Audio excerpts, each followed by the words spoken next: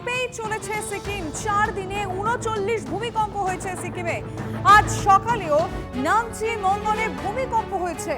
বড় ভূমিকম্পের আশঙ্কা করছেন বিশেষজ্ঞরা। এই মুহূর্তে যে চিন্তার বিষয়, যে আশঙ্কার বিষয়, সিকিমে কি ওয়ার্নিং বেল? কারণ যে ঘটনাটা ঘটছে, যেটা নিয়ে সবাই উদ্বেগে রয়েছে, এখনো কেঁপেই চলেছে সিকিম। 4 দিনে 39 ভূমিকম্প হয়েছে। কমলেশ চৌধুরী আমাদের সঙ্গে এই মুহূর্তে সরাসরি রয়েছেন। কমলেশ, বিশেষজ্ঞরা কিভাবে দেখছেন বিষয়টি, তারা কি মনে করছেন?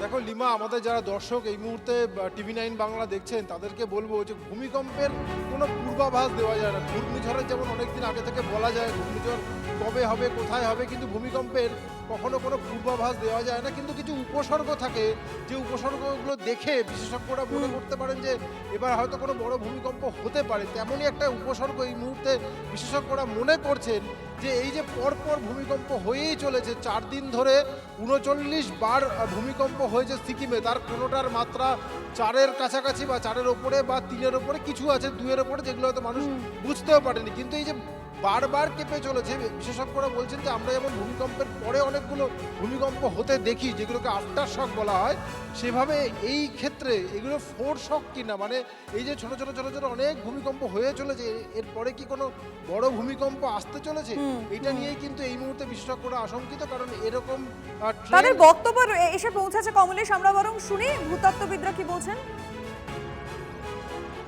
নর্মালি এই ধরনের সোয়াম যদি হয়, এটা আমরা একটা প্রিকারসারি অ্যাক্টিভিটি বলি, অর্থাৎ বড় আর্থকুয়েকের আগে এরকম সোয়াম হয়, হয়তো একটা 5.5 বা এই ধরনের একটা আর্থকুয়েক এই শ্যালো ডেপথে হলেও হতে পারে, এবং সেটা কবে হবে, ঠিক কখন হবে, এটা আমরা বলতে পারি না।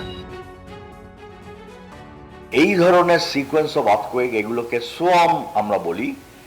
এই আর্থকোয়েক সোয়াম অনেক সময় ইঙ্গিত করে যে একটা বড় মাত্রার ভূমিকম্প এখানে হতে চলেছে।